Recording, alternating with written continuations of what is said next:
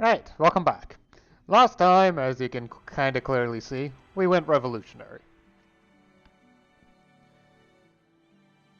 We also managed to get all of Swahili Australasia, at least I think that was last time, as well as large portions of Indonesia and most of the South Indian coastline. That isn't quite complete yet. We're also working on getting the last remnants of, well, English colonies and whatnot out of the way. So I'm working on that. Though it's taking its sweet time, among other things. Apparently it's ridiculously hard to actually fight in the home counties. Well, England and Scotland itself. But it managed to grab all of Ireland in our occupation. Yeah. Lots of battles, not really decisive though, because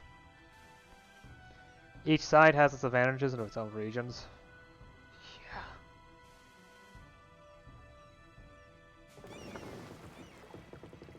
Not entirely sure what I was doing previously though. I'm going to need some time to figure out what exactly was going on and how. Oh. Yeah, I was besieging Brazil. Okay. I think the next thing I should do is try and get things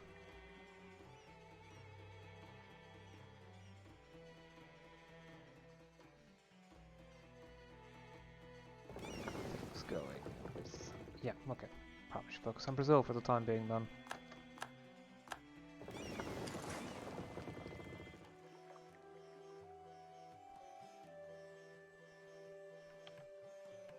This will, however, be the last episode, regardless of what occurs, so... The game doesn't have that much time left.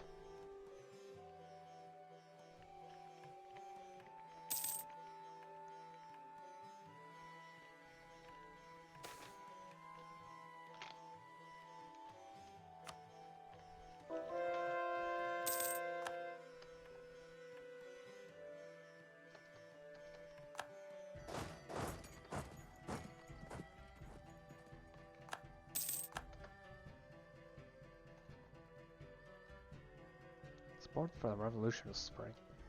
Did something happen to the revolution? Did I spawn a revolution? It's under diplomatic, isn't it? Okay, so now I've spawned a center of revolution somehow. Well, it's good to see the revolution spreading within my own provinces. I will continue to get Favor up, because I had issues with it. Okay. Well, revolutionary zeal. That will bring it up. It will make things more stable and easier to conquer and increase discipline.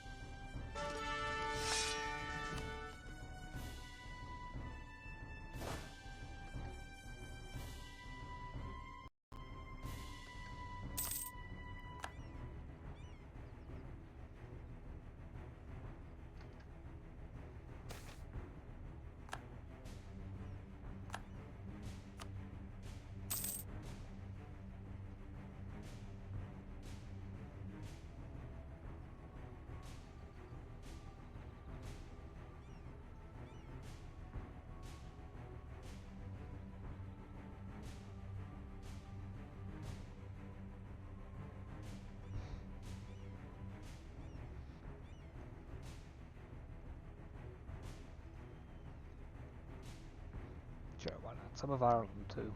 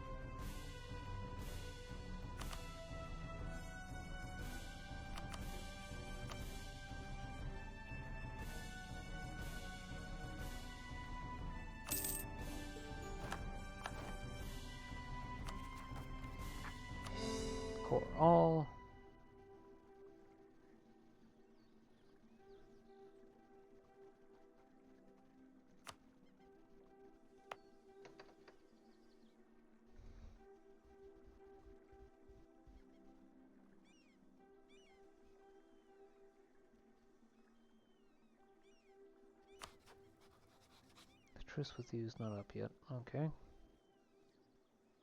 There's one small country that I was thinking of that was... Oh, yeah, right.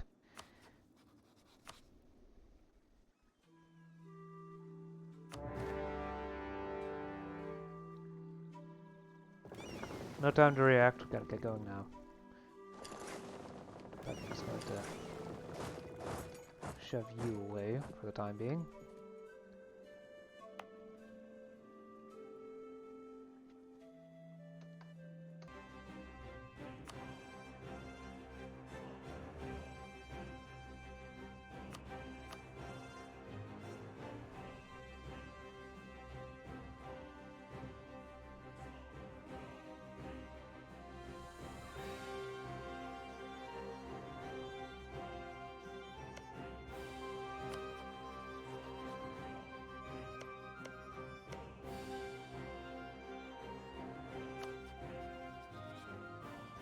Scandinavia is a republic.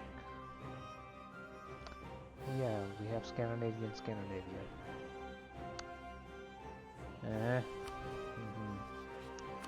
Perfectly normal. Move on.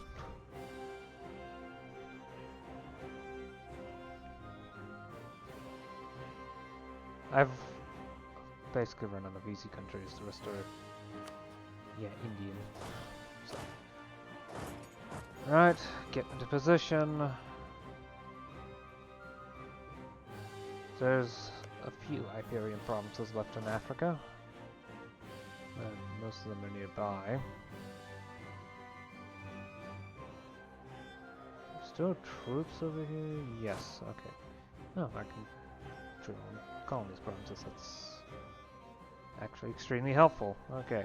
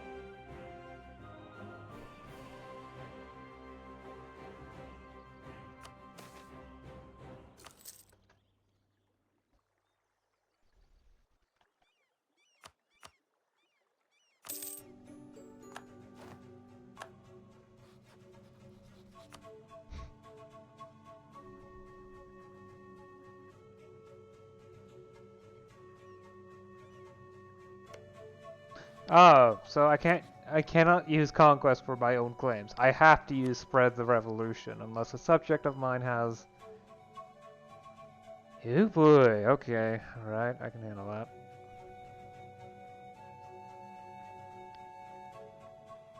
Oh, you're in debt? Okay.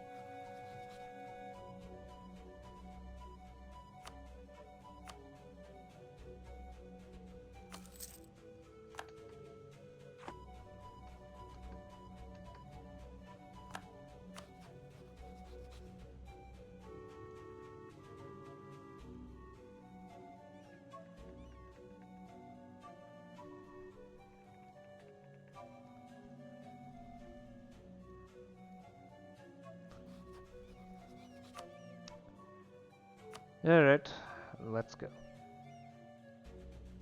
I have no diplomats. Oh. There we go.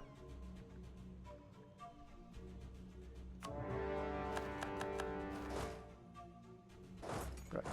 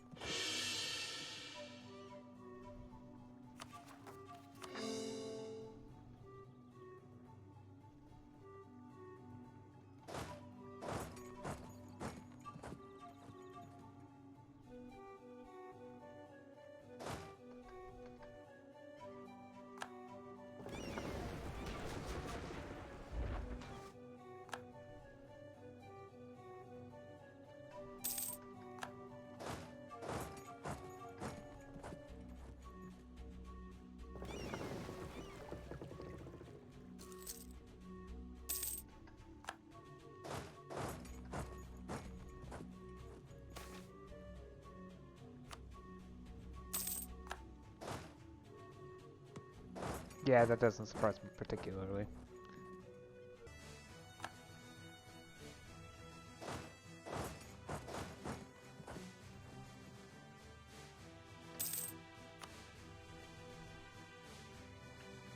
Oh, I've already maxed out my Battle War score. Yeesh. I must be doing something right, if that's the case.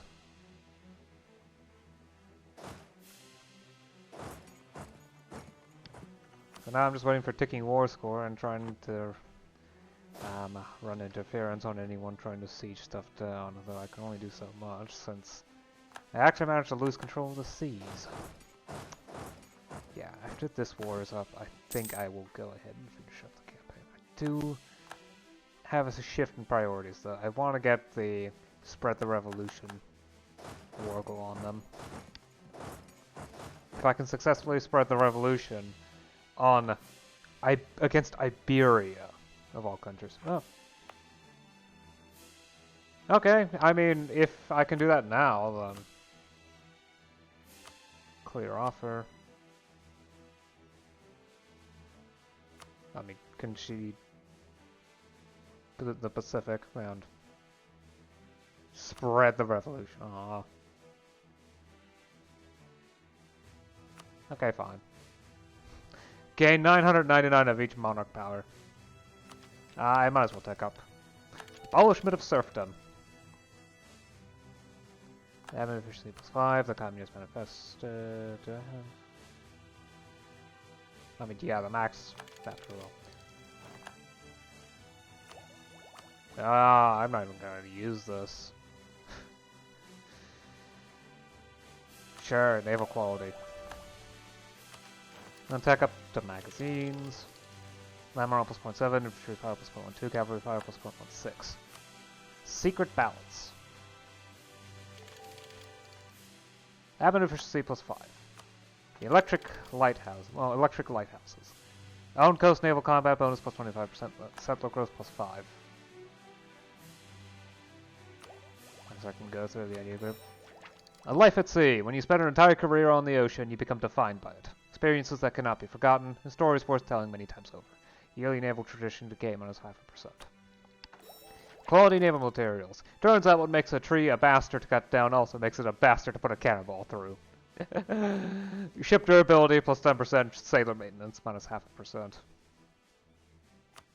Open sea drills. Whilst patrolling trade lanes, crewmen often find themselves with little to do. A drill during the less exciting hours of the shift can maximize the use of their time. Navy tradition from protecting trade +10%. Professional seamen. Unlike some navies, we pay our sailors in real, actual money. Not a lot of it, but most of them prefer the booze anyway. Morale of navies +15%. Military shipyards. Civilian shipyards are always so busy. Let's get our own shipyards with hard wooden cannons. Global ship repair +10%. Superior seamanship. Our sailors are better than yours. Naval leader fire +1. Rule the waves. While lesser nations satisfy themselves with ruling their petty land-based empires, we shall claim the rule of the most important locale of all, the sea. Naval tradition from battles +10%.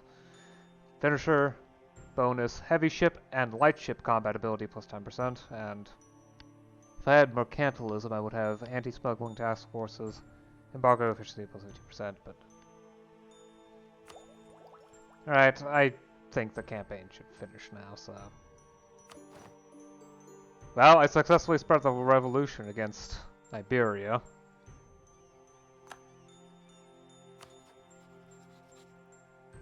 So the revolution is now in all of their provinces. Every single last one of them. Including the trade companies, so... An excellent go at spreading it. I mean, I've actually managed to spread it pretty far, considering I only had 50 years to do it. But yeah. Almost the entirety of Africa south of the equator is mine. I've also conquered large portions of Indonesia, and a small bit more of southern India. I wasn't able to get that much. I also have southern Ireland, just in case that was useful. Turns out it wasn't, but yeah.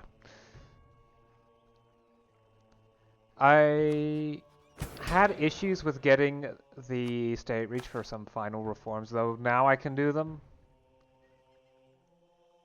But again, okay, there's an autonomy issue with going to universal law, but yeah.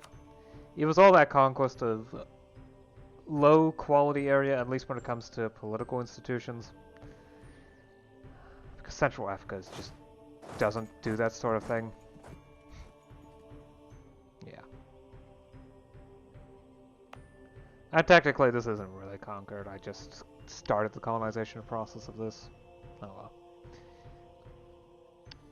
If I remember correctly, the terrain from the Congo campaign, I would have to get about this much in order to fill in this wasteland. This wasteland is based upon provinces up here. If the Mamluks were to conquer these three provinces, and maybe added these two, or maybe this one, I don't know. They would probably have the Buganda wasteland filled in. I think they're fairly close to finishing it. They just need a few more provinces. Can't be more than 5.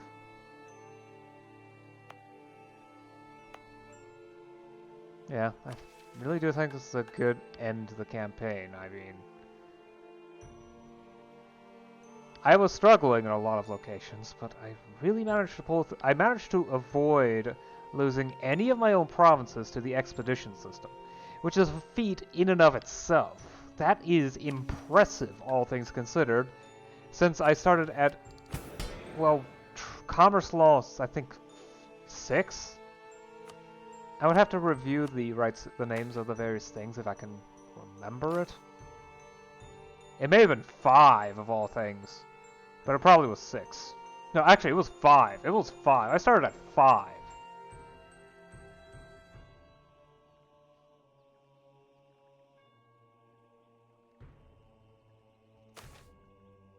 And I had to basically invent every single institution on my own. I had to invent global trade, academia, well, except for Colombian actually.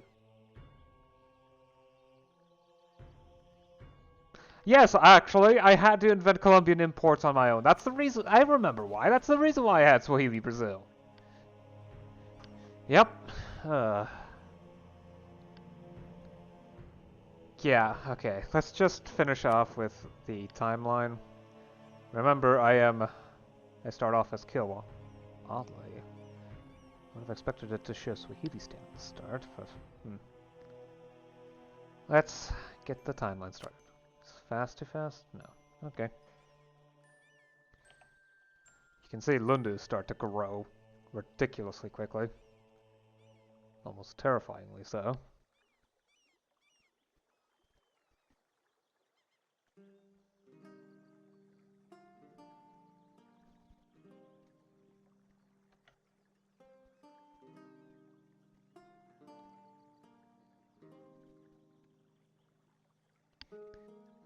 Including into my own territory. Which is why I started expanding into Madagascar.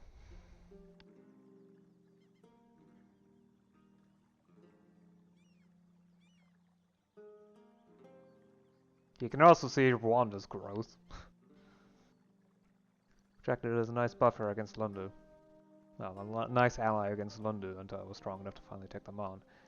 Though I still wasn't strong enough at this point, so I kept expanding north into Somalia.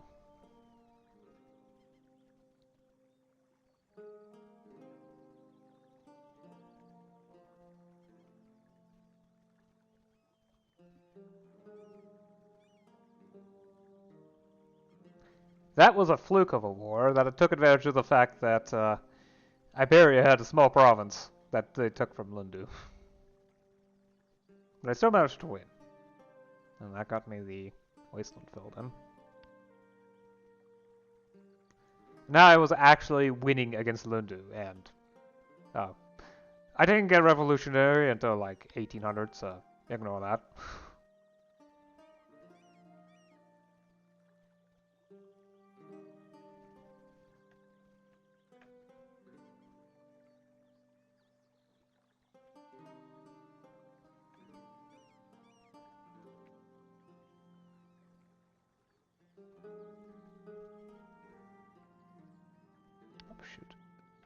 Yep, I was starting. I previously did colonization of Brazil in order to get colonial exchange, and at this point I was trying to get global trade via, well, colonial expansion.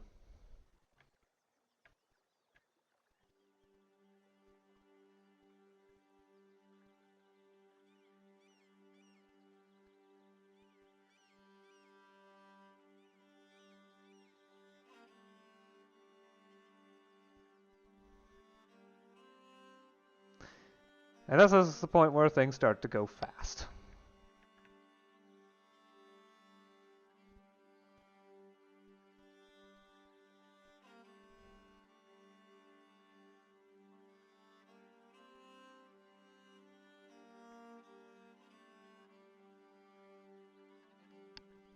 And I started conquering everywhere to spread the revolution.